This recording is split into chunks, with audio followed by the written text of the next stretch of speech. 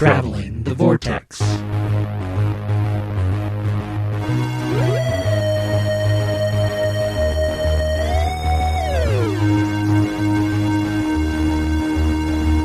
We've joined the Lethbridge-Stewarts as they travel the Vortex and arrive at episode number 387.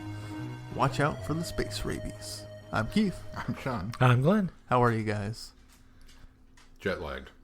I can say it officially. You've been traveling. Been traveling a lot. Where'd you go?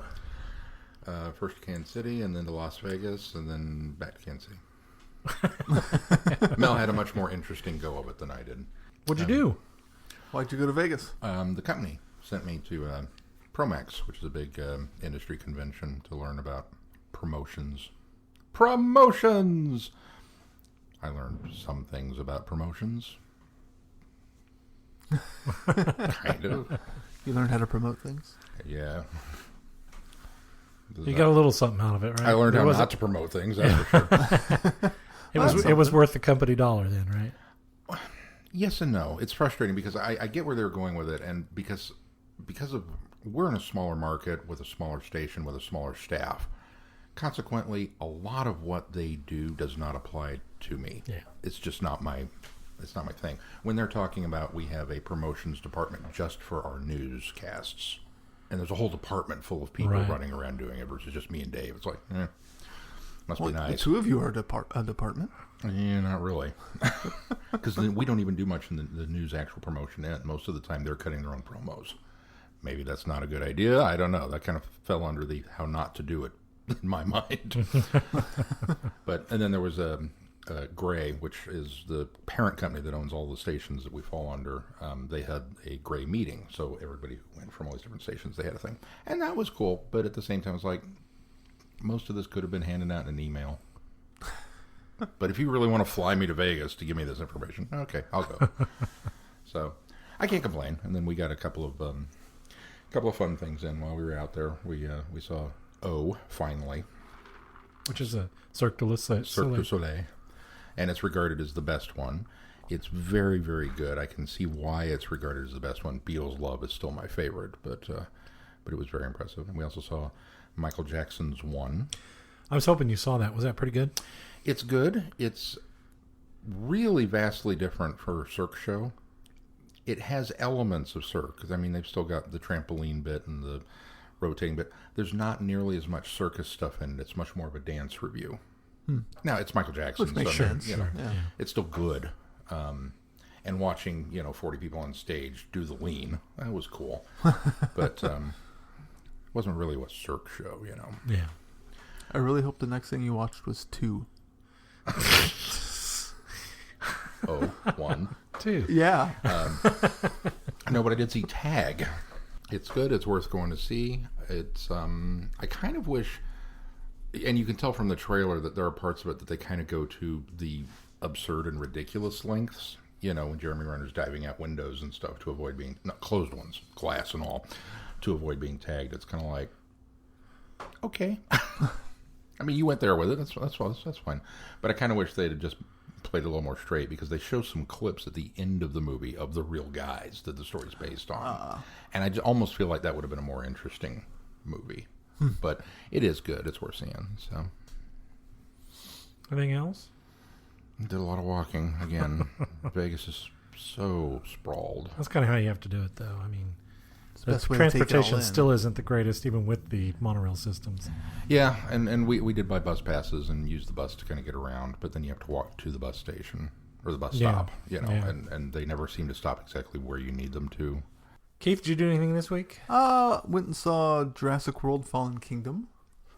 I did that too, I forgot. It was pretty good. It wasn't as enjoyable as the first Jurassic World, I think.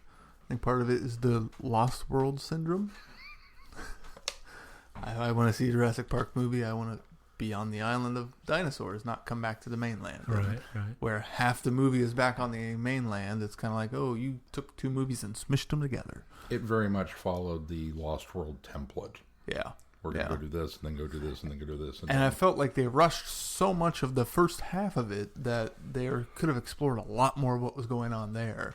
And even it was so much fun and enjoyable. Oh, yeah. And Johnny Quest. Yeah. Kind of, yeah. Yeah. Then it Haven't went seen very dark, Not yet. which I was okay with. But I guess for the second half of the film, they couldn't make it its own standalone because then it would be like a horror movie, and that doesn't. That's what it kind of looks like from some of the commercials. Yeah, it kind of falls it more and like a monster in the house horror movie, not like a monster movie. Right. I don't think it's a particularly good Jurassic Park movie, but I think it was a fairly good and enjoyable monster movie. Yeah, and I enjoyed it. The more I thought about it after the fact, the more I did enjoy it. It just wasn't the best Jurassic Park movie. I think you're right. And then we had Gemma's birthday party. Yeah, how'd that go? It went really well. She had some pizza and opened presents and was fairly into... She didn't want to necessarily open the presents, but she wanted to play with all of them as soon as I opened them for her. Oh, there you go. So she had pretty good reactions to them. And then we did a smash cake where she actually picked at it and then really tore into it. She probably ate about a quarter of it, smashed up about a quarter of it, and left a half. So for a 4-inch cake, round cake, pretty good. Cool. Yeah. Did you do anything, Glenn? Not much. I watched all of Luke Cage this week. I did start season 2. Did you? How far have you gotten? I am in the middle of episode 3. Oh gosh. Okay. Well, I won't say too much, but I really dug the first 2 episodes. I thought it was really good, and then it waned a little bit, and then it got really good. Sometimes if that would happen, I felt like they kind of tangented, or they didn't feel like. This one kind of organically does it, and I think it works really well for it. And Alfre Woodard, my gosh, I wish she could get an Emmy for this. She is the best thing. Well, she won't, unfortunately. But yeah, she is. She deserves an Emmy. She's so good. I think somebody said, was it Simon Ford said the other day on Facebook that the best Marvel villain. I think I would agree. My gosh, she's so good. And then today, I didn't do much all week. I was actually off 2 weeks ago on vacation. Just stayed home, didn't do much. And then this week went back to work. Happy belated birthday. Yeah, my birthday was a couple weeks ago. Then. In fact, Keith got me a gift, and he got me a 1,000-piece Disney puzzle. Which I'm excited for because Holly and I were just saying the other day we were ready to put another puzzle together. So now we've got one. And then today we went over, because as I'd mentioned, it's the first day you could legally do fireworks in the city.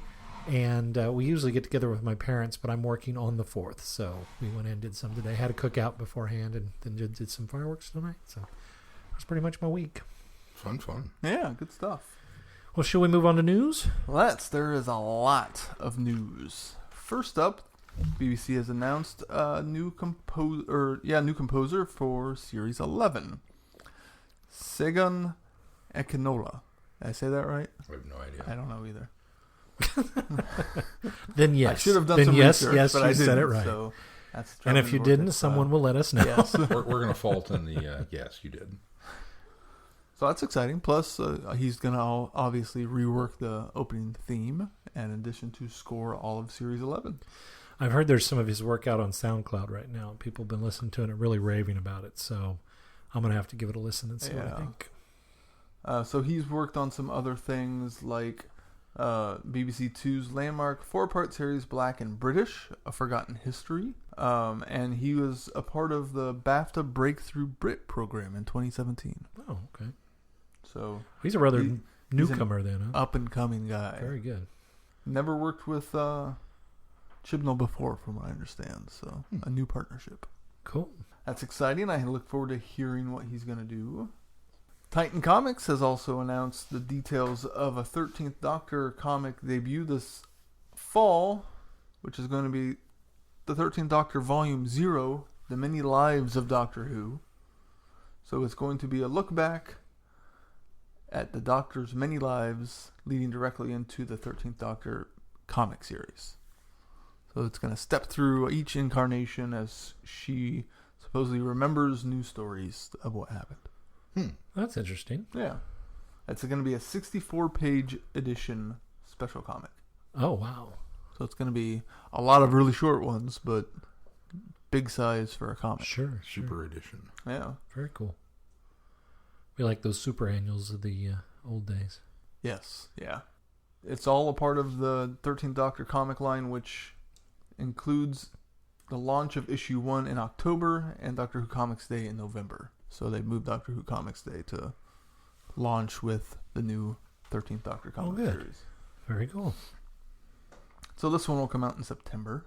Other news, Big Finish announced next unit box set, and they will be fighting the Weirin. Ooh. Yeah. Unit Revisitations. So Kate and Osgood against the Weirin. I think the wearing will translate well in audio. Yeah, I think so too. Special effects will be wonderful. Yep. I bet we won't see any of that green spray painted No, bubble exactly. wrap. Actually, it would be absolutely wonderful if Osgood has a line that looks like green bubble wrap.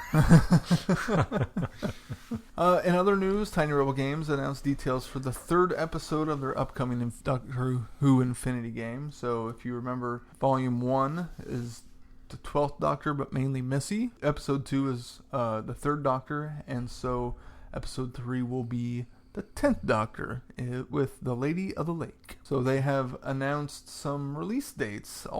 This game's not even out yet, right? This game's not even out yet. So it's going to launch on Steam and Green Man Gaming in August, and will launch for iOS and Android later this summer. They have announced prices. Isn't August later this summer? Wait a minute. I guess later in August or September. Okay. I guess summer goes to what? September Labor Day. 22nd. Yeah, So. yeah. So the PC bundle, which includes stories 1 and 2, will be $11.99. And then there's a large PC bundle, which includes stories 1, 2, and 3, which will be $14.99. And then story 3 and subsequent story launches will be $5.99 a piece. Oh, you better jump on that large bundle. Save yourself a little bit. Save you a little bit. Yeah. So not freemium anymore. Not freemium anymore. But they got big names. George Mann's writing one story, Gary Russell's writing the other, and Lady in the Lake is being written by Scott Hancock. I'd be a little hesitant to be able, maybe there's a demo mode, because I'd be a little I'd hope hesitant they to would jump in release a and buy. demo. And it's not Yeah. that's a great price point for a game. Don't get me wrong, but I think I'd be a little hesitant to buy a package of something that I jump into and start the first episode and then don't like it. Now I've got Right. 2 episodes, or if I bought the super package, I got 3 episodes of it that I kind of would be a waste of money. But Yeah. in that instance, maybe they'll have a demo that you can I hope play so. and kind of get used They to. they tend to when it's a PC game. That's true. On a lot of mobile games, they're starting to release demos also. That's true. So, That's true. They always call them light, I think, on mobile games. yeah. Our last bit of news is the folks over at Candy Jar released a new short story called Peace of Mind by James Middleditch. That just came out last weekend, didn't it? Yeah, this week. It was the beginning of this week, wasn't it? Yeah, I think it was the beginning of Okay. the week. That's why. So this story sees a return to a period of turmoil in the life of Alistair Gordon Lethbridge-Stewart as he is sent to a retreat in Glastonbury. This is post the end of the engagement with Sally, so kind of in between quote-unquote seasons. So he's supposed to have alone time, if nothing else, and you know how that usually goes for good old Alistair. He never has. happens. No downtime for Sir Alistair. Yeah. I would like someone to acknowledge that I'm just hoping for a little bit of downtime, and then stop and go, why did I even say that out loud? I know that's not going to happen. Not even in downtime. In does he fact, get I'm going to downtime. pack my gun. Anything else? That is it for news. Well, that's a lot of news. That is a lot of news. Big news week. Well, do we have anything in feedback this We week? do have some feedback. Cool. This feedback comes from Ben. He writes, "Hey guys, so this feedback doesn't start well. I think the man from yesterday fell out of the TARDIS and is stuck in the Vortex somewhere. I received a letter from the Postal Service, and upon opening it, the tattered remains of the Candy Jar Books packaging fell out. Oh no. Also inside was a letter detailing how I might go about recovering the item. I'm not holding out too much hope, though. To that end, I've reached out by email to the publisher asking what can be done to replace the book. They were good before in replacing one that never showed up. I suspect they'll help me out again. At least I hope they do. Moving along, my Doctor Who Season 12 Blu-ray arrived on time Tuesday. I've only watched a couple of episodes and none of the bonus features as yet. Maybe it's my eyes playing tricks on me. I did just to get new glasses, but I think they did manage to make the picture look better. It'll never be HD, mind you, but I can swear I see a difference between the Blu-ray and DVD versions. At any rate, I'm very happy to have this set. It's my hope that it sells well enough to warrant the rest of Tom's run being done at some point as well. Staying in the field of old material getting the Blu-ray treatment, I got notified by Amazon that The Martian Chronicles is indeed being released on Blu-ray next Tuesday. Yay. By the time this episode hits the airways, it will likely be in my possession. You may remember that I had recently mentioned that for some odd reason, Amazon had changed the status of my pre-order from June 26th to the delivery date pending. It only switched back a day or so ago. Weird. I think that's it for now. Take care. Ben. Thank you, Ben. Thank you, Ben. Speaking of Blu-ray, Glenn, you are the only member of the trio here who has purchased. I have, yeah. In fact, I used some of my birthday money to pick it up. How is it? I have not looked at it yet. I've been so busy that I just haven't had I opened it up and filed it with my, I've got an app that I keep track of all my Doctor Who material. And I opened it up and barcoded it and put it in the system. And it's been sitting downstairs on the end table waiting for me to put it in the Blu-ray player. And I just haven't got around to do it. Luke Cage got in the way, and thanks for that other update, things. Yeah. I'll tell you what. I'll look at it this week, and I'll bring a report next week. Okay. Of course, by then you guys may have it, so I don't know. I don't know. You could invite us over. That's true. That's true. You could come over and watch it. Yeah. I seem to remember we used to do that. I do know that on the back of it, we discussed whether the director's cut, quote unquote, would be on there. And you had brought up that you saw that the Tom Baker introductory stuff was included on the disc. If you look at the disc, it looks like that's what that it does include that. But they're calling it the omnibus version. They're not calling it the director's cut like they did in the theater. So I'm not sure it's the exact cut, but you'll have to maybe watch it and let me know since you've seen the other ones. Excuse me. But it's called the omnibus edition on there. So I'm assuming it's the same thing, but we'll Probably. see. Well, you could conceivably put 3 versions of it on there. You could put the... But it doesn't list director's cut anywhere. Right, that's what I'm curious about then. Well, Keith, is there any more feedback? There is no more feedback. How can they contact us if they want to send us They feedback? can go to our website, travelingthevortex.com, and fill out the Send Us Feedback tab, or you can send it directly to feedback@travelingthevortex.com.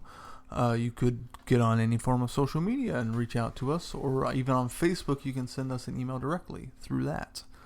Of course, we're on all forms of social media, including the Goodreads Book Club, which a new book poll is up. I saw For you that. to choose. New month, new book bowl. That's right.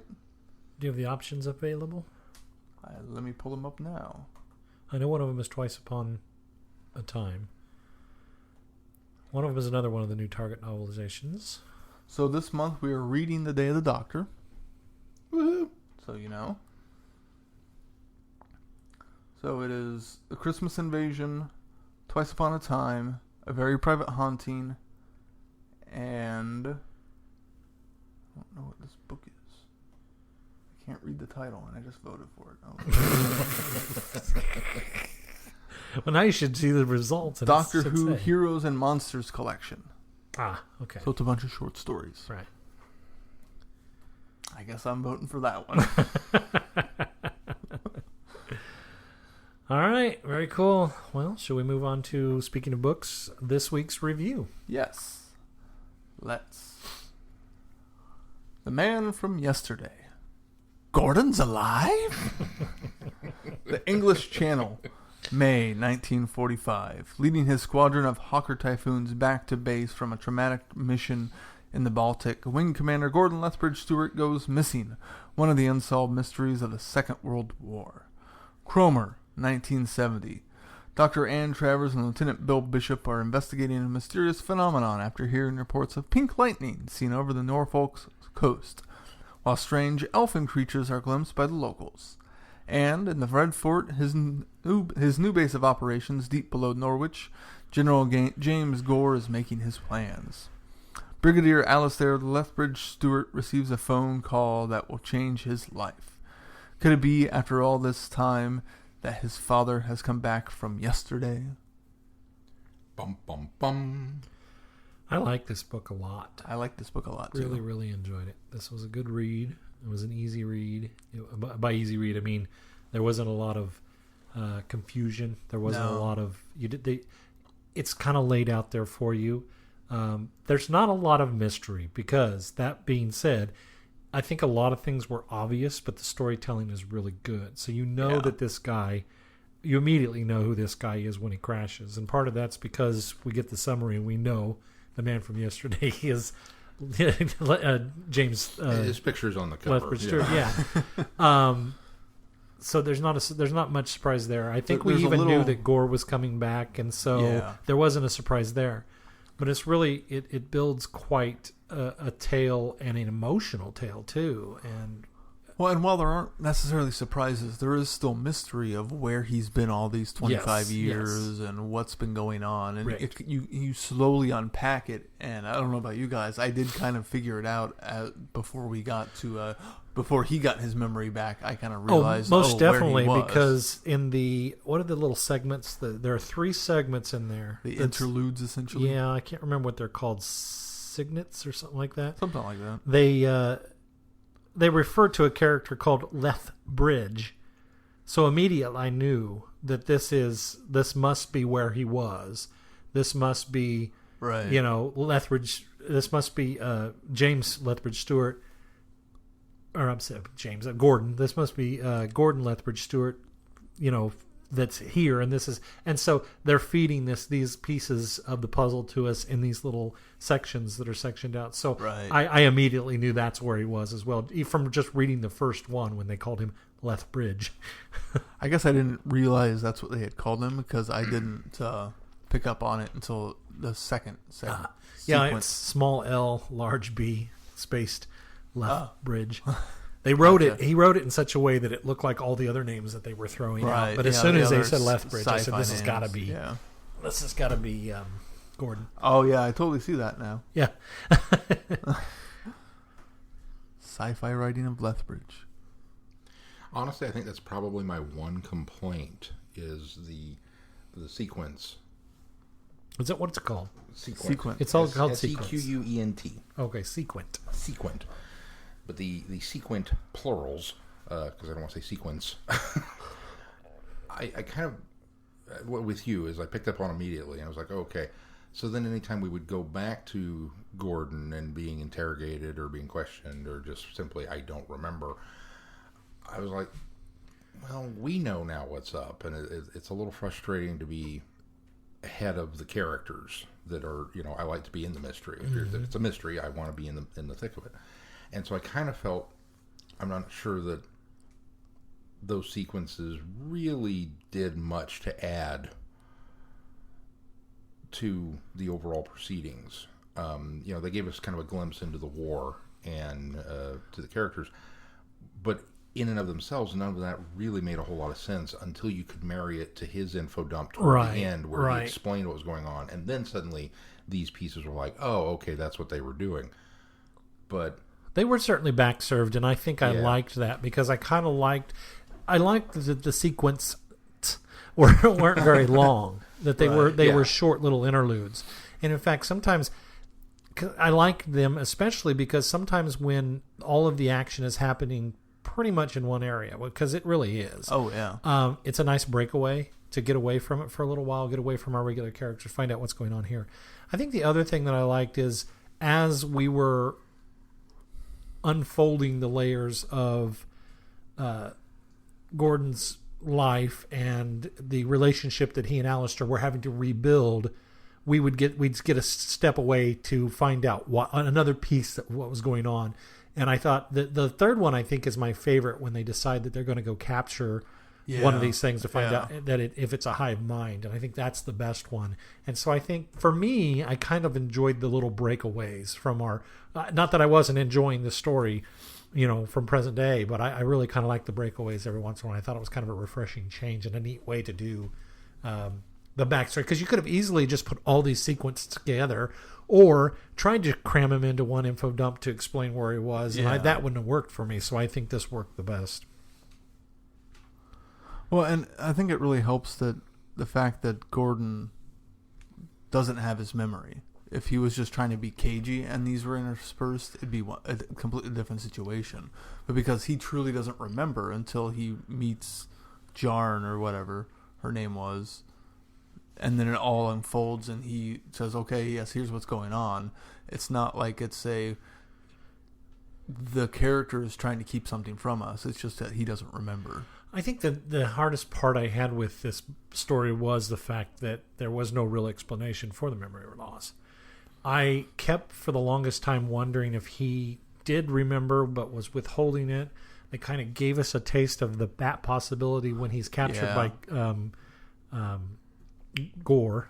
I'm getting all these names mixed up. Gore. And then, he obviously fesses up. Yeah, no, I was just pretending because he was going to give him the syringe, which I thought was a little too simple for him to give up that information, or the fact that he did know where he was from. But I think what I needed out of all of that was an explanation for why the memory was lost, not just the fact that he gains it when he is reunited with Jarn. So that was the only thing I think was missing for me, was why is the memory loss?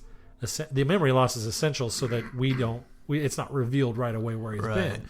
But why I needed a little more than just that. Was it because a throwaway line of why? Was it because he came through? Was it because maybe he really did remember, and then just when Jarn shows up, he realizes, well, the jig's up now. I'll pretend to remember what so we don't even get that. We don't get the satisfaction. We're told by the narrator that it jogs his memory, but you still don't know if there was this internal, well, maybe I'm just going to pretend like I don't remember, and that isn't resolved. So I needed more of a clarification of why he lost his memory. Was it the effect of coming through the vortex? Was it he banged his head when he? It would have been simple enough to do that, and it might have been just something. I mean, I don't think it was.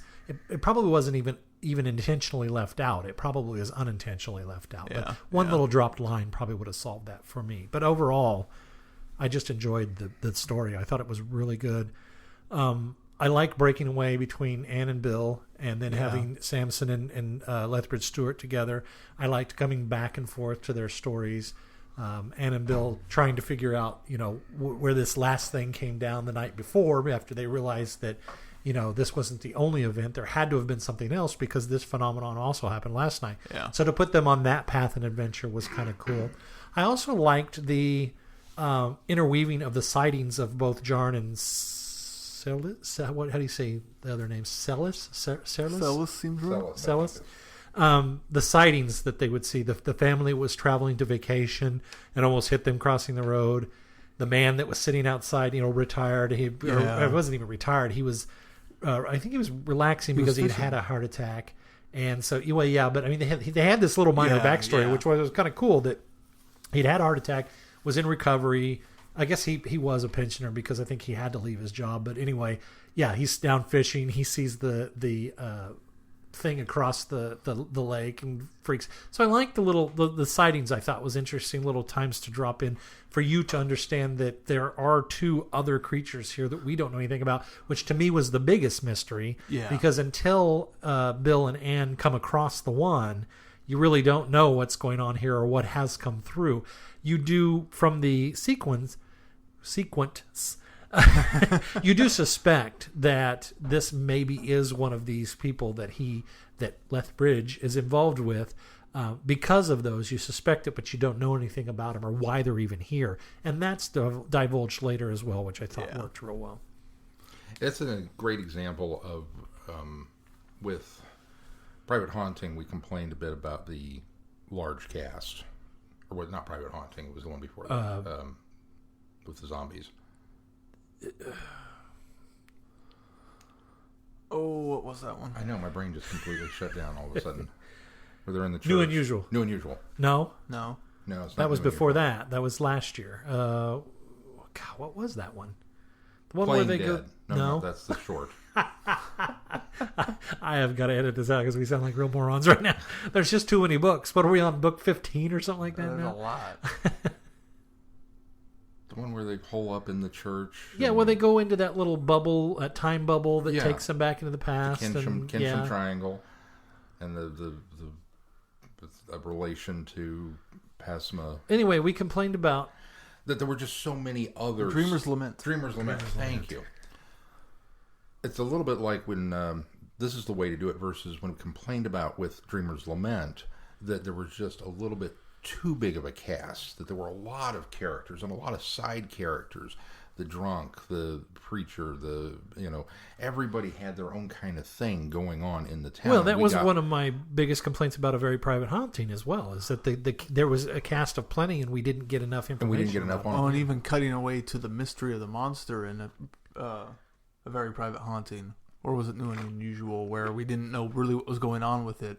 This is kind of a similar thing where we're cutting away, where we're dealing with these creatures and we don't know what it is either, but it's clear enough that you understand what's going on. This is one of those where we're getting introduced to a new character, we're getting just a dollop of backstory, they get roped into the plot through this sighting, and then we're done with it. Yeah, right. And it's not something that we have to remember and kind of keep going back to with that person, because then when the next person comes along, you almost have that, oh, here we go again.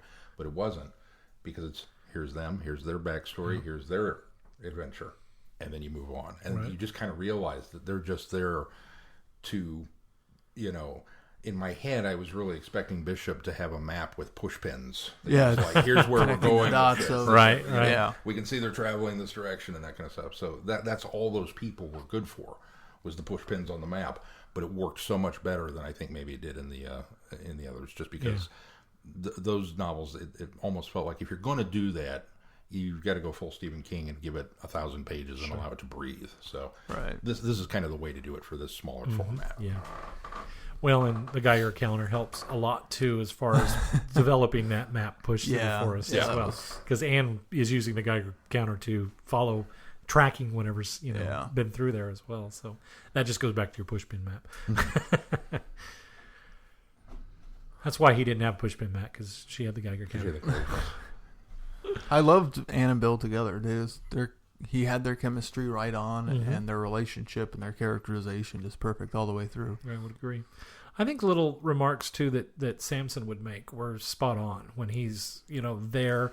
There's a lot of times that there's tension and uncomfortable situations because Lethbridge-Stewart's reconnecting with his long lost father, and Samson would say just the right things sometimes that I thought were the right amount of humor, but not saying something completely off the wall that would have made things even worse or more uncomfortable. So that was kind of neat. And I really liked the stuff of Lethbridge-Stewart reconnecting with his father, and the fact that I liked the inner conflict that he had of, well, should I trust him? Should I accept that this is my dad, or should I be wary? And he probably didn't go enough in the wary aspect of things for what I think he probably should have, but I appreciated that aspect of it too, that he trusted him because, oh, that's my dad. Well, let me say, I think that's counterbalanced by the end. At the end, when the third event happens and the ship comes through, and he turns to immediately, it is a full-scale invasion. He almost feels betrayed. Yeah. And at that point, he's even yelling at his father and saying, "This is it. I know you have been working with. You brought these." And so I think that was a nice counterbalance to the fact that maybe he was a little too trusting early on, that would be the trigger that happened. Because had he not been very trusting and then this happened and he had flipped, I'd have had a problem with Lethbridge-Stewart in that sense. Yeah. Also would have had an issue with him had he completely wholeheartedly believed his father and then turned on a dime here. But there was just enough of that. Yeah, there was just enough of that doubt and unbalance that it made his actual turn to, I completely don't trust what's happening now, real, and made it work for me. Well, and I also had to keep in mind that this is a brig that's still a little green as far as these sort of situations. As far as saving the world. Yeah, it's not like it's full post-doctor unit time or anything like that. He's still learning and discovering new things about all of this and how to handle it. So, and I guess I felt that, if anything, he was just a little not trusting enough. Oh. I feel like after we got the first discussion of, Dad, if that's who you are, you've got to see things from my perspective.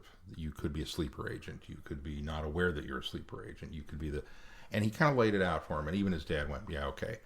But then it felt like we kind of had that come up over and over and over again, and it's like, well, either trust him or don't. I mean, or keep it to yourself and give me one little bit of inner struggle with Lethbridge still isn't quite sure where he's at with his dad on this. But to kind of keep throwing it back at him and then hit him with, I knew it, it's an invasion, it's a spear. It's like, dude, everything is not an invasion and a spearhead from space. You haven't got to that one yet. Believe me, there will be there plenty will of be invasions. one. We will let you know when there's a spearhead from space. You'll know. But for right now, it's probably not. All of the time that we spent with these two aliens, even not because the brig doesn't know Anne's part of it, Right. but That's having why I the was one okay in with custody was kind of like, even you should kind of be like, now, I mean, she did spit on him, and then she did try to escape, so okay, but Well, and she was screaming at him most of the And time she too. So that puts you a little on edge. clicks, And she couldn't communicate. yeah. Hissing at him, I guess. Yeah. I really liked Jarn. I did too. Great I did character. too.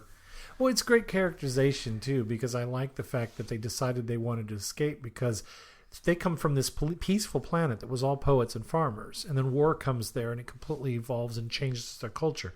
It's not the culture and society that they like or they expect. Right. And not only that, we find out later that her mate has been poisoned by the exact thing that she was working to develop as a weapon.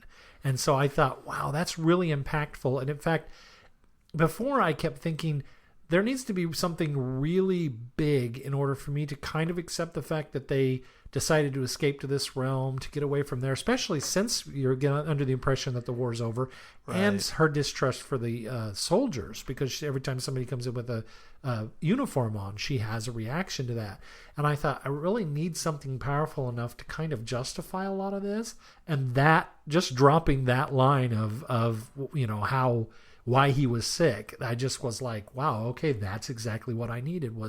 I needed that crux in order that would push somebody to that point that they would jump dimensions in order to go somewhere and escape that society. Yeah.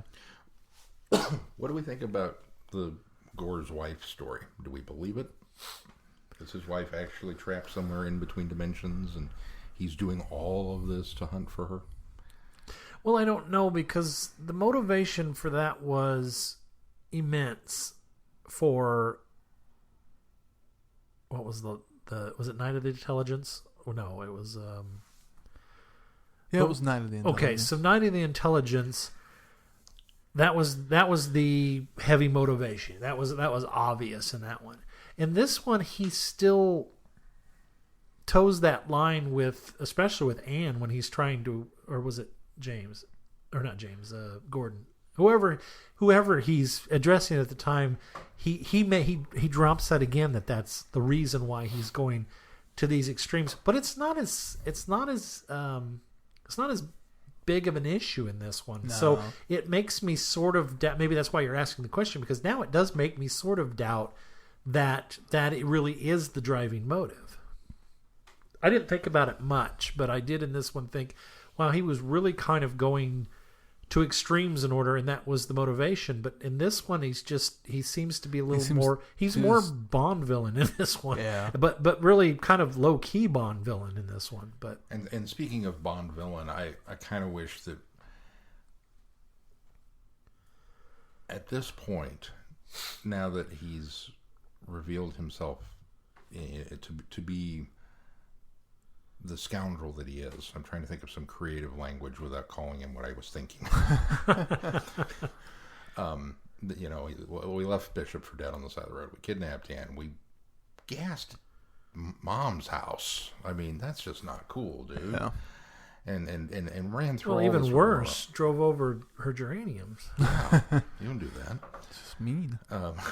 So we've done all of that. He's a fairly despicable character, and I'm almost to the point where I think I'm kind of done with him. It's like I'm ready for your story arc to be wrapped up and I don't and know, finished, because I just don't enjoy reading about you anymore. I don't know. I don't feel like I disagree. I don't think he's been overused. In fact, No, he hasn't. I think in this one he was a bit underutilized, because while it tries to set him up as the main villain, he really doesn't. It doesn't elevate him to any sort of really power, because it ends up being him and five of his men at the end of this thing, and there's only 4 more that are subdued by Lethbridge-Stewart and Gordon and Samson back at the base.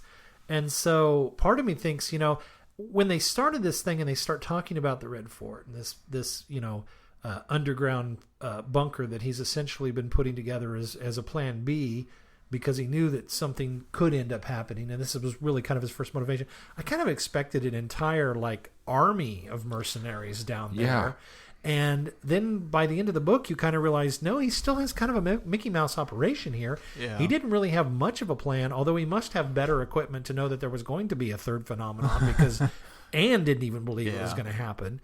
But by the end of this, you kind of feel like he doesn't seem as powerful or as I really thought vicious this was gonna, as he could have been. I thought but this yeah, was he does gonna- do some vicious things, don't get me wrong, Yeah. as you pointed out. I thought this was going to be the end of his storyline. I thought, they're going to have him captured and he's going to be done. That's going to be it. I thought so I expected too. a little more of a climax, a Right. battle A climax, resolution there. too. But that being said, I think because he was paced through this story very well and I didn't get tired of him. So I'm kind of thinking there needs to be another confrontation before, because we have the short story where Lethbridge-Stewart takes him to observe his world collapsing and folding in. So we know he survives at least to that point. So I kind of almost think there needs to be a book that is just an all-out battle royale between Lethbridge-Stewart and James Gore, and really make that an epic end, and that needs to be his big finale.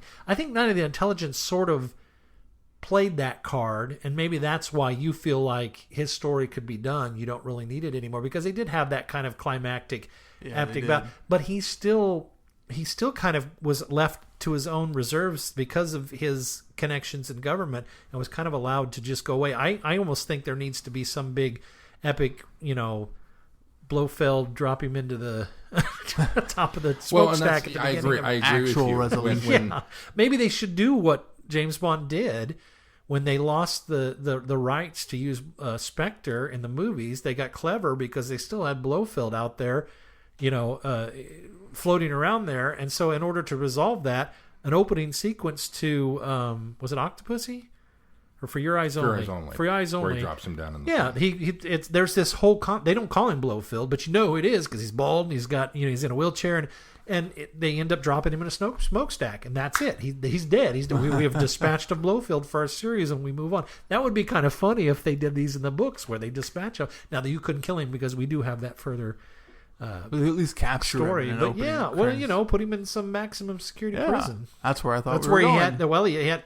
Lethbridge-Stewart had to go get him out of maximum Right. security in order to take him to watch the end of his world. But, Yeah. Well, that's what I thought was happening. Is I thought we were going to get to that moment and kind of wrap it up and be done with him. And I was like, okay, cool. And then he turned around and was like, well, come on. He goes, no, I don't think so. And then there was a gun battle. I was like, and not a very good battle because he only had 4 guys with him. And then the Corps, they lose. Yeah. They kind of let them get away, and it's like, really? You had him. You had him in your hand. I really, if we're gonna get to that point where he's just gone, I would have much rather they turned around and gone, oh my God, he's gone. Like he snuck away while you're distracting. Because I didn't need the gun battle then at that point. well, it wasn't much of a gun battle. Yeah, It was one-sided, too. it was because so- the mercenaries' weapons were all melted. Yeah, I mean, it was just so anticlimactic that it's like, well, if we're not going to capture him and put him in prison, and he's going to escape because he's got at least one more full-blown book out there, just let him slip away in a cover of night. That way, we don't look like we're completely incompetent. Sure. At that stage. But yeah, no, I get what you're saying. I agree. I want that kind of final confrontation to come, but knowing where we're going with it, I don't know that we will. Yeah, that's true. Oh, I mean, maybe we'll get that great moment where Lethbridge-Stewart is, has the opportunity to end it, but then he's like, "No, I'm not like you. I'm not going to do that." And that maybe is something I wouldn't mind fine. seeing as well. Yeah. But yeah, I was kind of surprised when he showed up. It was like, "Oh, Gore's in this, okay," and then. Well, and sometimes we forget that this is really his third major story because he was also in Schizoid Earth. Yeah. Because Lethbridge-Stewart meets him before he comes over to our world. So there is that whole story there. I just maybe it's just because I feel like the specter of him, everything, all the Vault stories technically I see are what you ones did, that, yeah, see, but all of the Vault stories, all the Vault references technically go back to Gore, And so there was. I just feel well, like they do. his presence. He has had a presence the whole Yeah, time because, definitely. in fact, Anne almost worked for him or did work for him. It did for a technically, while. yeah. So maybe that's where I'm going with it. Yeah, I can see that. But he was always in the background. He was always this kind of elusive figure. So Plotting in the background. yeah. Anything else you guys want to discuss about this? You really liked, or maybe thought could have been done differently? I really like Gordon. Jordan's alive. Jordan. It doesn't work as well. No, it doesn't. I really like Gordon as a character. I thought he was fantastic, and the fact that he had to make that tough decision at the end and chose to go protect the realm of light. I thought another interesting thing was that sort of didn't irritate me. It kind of bugged me. Was the fact that he didn't want his hair cut at the beginning, but I kept thinking, he's this army man. He's this, by the book, he's a Lethbridge-Stewart. You would think that would have been the first thing he wanted. But it really perplexed me that he really wanted to be cleaned up and he wanted to, he wanted a suit. He wanted to look nice, presentable, but he wouldn't let him cut their hair. And I thought, obviously there's going to be something about that later. Yeah. And nothing came. Was. No, it did. It did, but it's subtle. And I didn't really pick up on it until I finished the book. You know why he kept the hair? Because that's what all of the aliens looked like. They had this lustrous long hair. And so if you perceive that he didn't remember anything of where he was, there must have been something in his subconscious that was associating that, and that's why he didn't want to cut his long hair as well. Because that was something consciously that connected him with that. With the I didn't catch it. It didn't pick up on that for me until after I finished the book, and I was kind of reflecting on it. I thought, because I was thinking, were there any loose threads? One of them obviously was you didn't let me know what happened to his memory, but the other one was, why did that bug me so much that he left his hair long? And then when I put that together, I thought, oh no, that works. That really works. So that's cool. Yeah, it's very, very well written. It was real well written. I think we've always kind of liked Nick Walters. Thank you, Nick Walters' writing. Yeah. We liked Mutually Assured Domination. Yes, we did. Yeah, just kudos to this book. I Yeah. really enjoyed it a lot. And if this is the end of this line of books, it's a good book to go out on. Yeah. So I believe this is the end of... Speaking of end, I love the fact that he sat down with his mother to explain where his father was and where he was going and that he wouldn't come back. And then at the very end, explains to his mother about her missing memories of James. Yeah. And it ends with him saying, there was such a great ending is to tell her about her forgotten son. Yes. I was like, oh my gosh, it was like a perfect bookend on this. It was so neat. Gives me chills just thinking of that. That's good writing right there. Yeah. Good stuff. So thus ends chapter 1. Right. Is that what we're... Phase 1. Phase one. Phase 1. Yeah. I think even Andy used that term, phase 1. So. Yeah. And we're not sure how much more Anne's got in her. Yeah. She's kind of on the boat of... Although we kind of know where she ends up, so... Yeah, we do. We have Lucy Wilson to thank for that. Yeah. So. Yeah. Well, even the two brigadiers, I think, kind of address that as well. Yeah. So. I'd be okay with her stepping aside because there's clearly we're coming up to where is it? This series is supposed to lead up to the invasion, right? Right. Was the premise of it, yeah. And we know that she's not around in any of the Doctor Who's actual proper stories, and that. Obviously, we get Liz Shaw later. We get the Doctor coming in and acting as scientific advisor. But so I think maybe it would be okay to put her aside for a while, revisit her from time to time. But I don't necessarily think that we need Anne anymore. I would even kind of, as much as I like Bishop, I think we should kind of. I mean, I wouldn't. I'm fine with these characters sticking around. Don't get me wrong. I'm advocating for them to go. But if they were put, pushed to the side. For maybe bringing some other characters to develop them, I would be okay with that. I think that would be perfectly fine with me. So. Yeah, I would be too. Don't get me wrong. I still love these characters, and Lost Skin's going to give us a little bit more of those when it comes out. That's true. Which is soon, right? Very soon. Very soon. So yeah, no, I think they could, if they wanted, put some of these characters to bed for a while. And you can't get rid of Lethbridge-Stewart because the series has got his name in the title. In the title. But yeah, All right. Well, Sean, what do we got coming up on the schedule? Well, coming up on the schedule next week, the 8th Doctor returns. We are going to cover 2 Big Finish stories from the 8th Doctor Adventure Season 3. Number 5, The Scapegoat, and number 6, The Cannibalists. So get your audio on. The next episode for us, we will take a look at Big Finish Mainline number 90, Year of the Pig. And then that's kind of the official end of the schedule as is at the moment, although we know that we're going into the Daleks Master Plan. And we will be breaking that up into several installments because it's such a long one. And you'll be releasing our Daleks Master Plan later, correct? Yes. You have to title it that now. The Daleks Master Plan. Master Plan. The Master Plan of the Daleks Master Plan. I wanted to remind everybody that you can subscribe to us and listen to us on Apple Podcasts, listen to us on Google Play Music.